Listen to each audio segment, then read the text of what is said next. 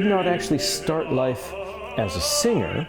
I started out playing trumpet in the elementary school band.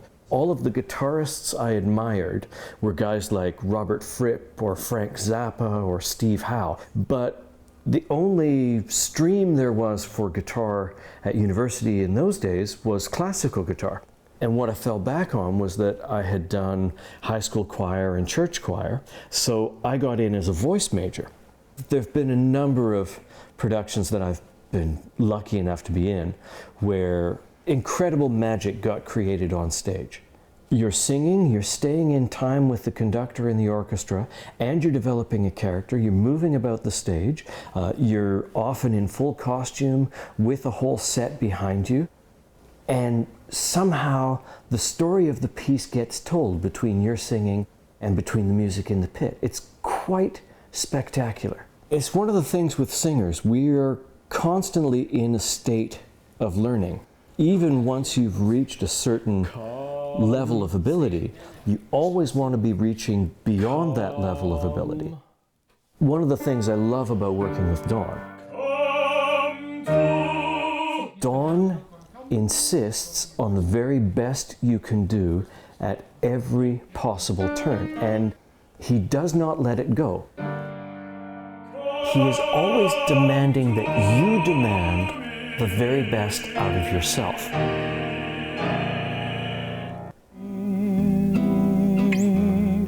Too late now.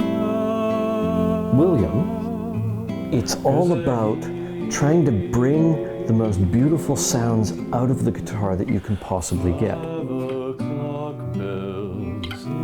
Are you expressing the music as beautifully as you can? And if you're not doing those two things, you're not doing what's required yet. This is a great song, right? In addition to having studied with him, I've performed with him on a number of occasions. He's composed music specifically for me. I've recorded music specifically for him.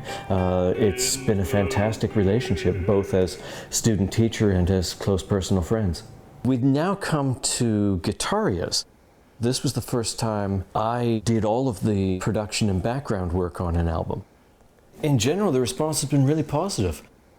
It was an interesting thing for Leslie Uyeda. I mean, this is her first largish piece for guitar. She had asked for this on the bottom, and then these over top. Well, the problem is, as the guitar sits, there's no way to get that to sustain while you reach up here. So we were looking at other ways of doing it. I mean, I thought of maybe playing just these two notes. It's just these are not in the same tune as these.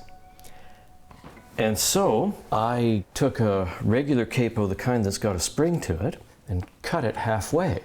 So now you've got a capo, but it only covers the bottom three strings.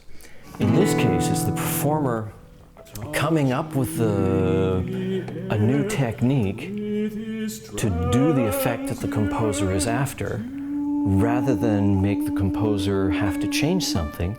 In this particular case, it was because I thought what the composer was after was really cool. With William, he and I had been working on his song, The Two Winds. That's the third in the set, The Truth of Matter. The cold north wind carries knives of ice.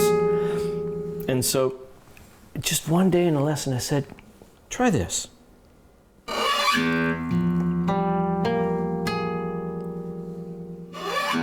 The cold north wind carries knives of ice. And that sound, along the windings of the low string, it's a very cutting, it's a very aggressive kind of sound. And to me, that made perfect sense with the depiction of the north wind carrying knives of ice, wanting to steal your breath and make it her own. It's one of the great pleasures of working with living composers, is you make suggestions, they take those suggestions, they run with them, you make suggestions back. Classical singer is a funny term.